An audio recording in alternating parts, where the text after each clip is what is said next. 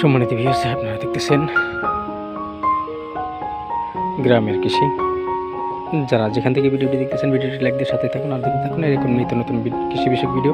তো এই যে দেখতেছেন টমেটো, তো এখন তো টমেটো উপরে টালের মতো করা হয় আর প্রচুর পরিমাণে ধরে। এই যে যা দেখতেছেন, এই যে এখন এই খুঁটি দিয়ে টমেটোর চারা উপরে উঠায় দেওয়া হয়েছে আর কি, যা আপনারা দেখতেছেন। তো আজকে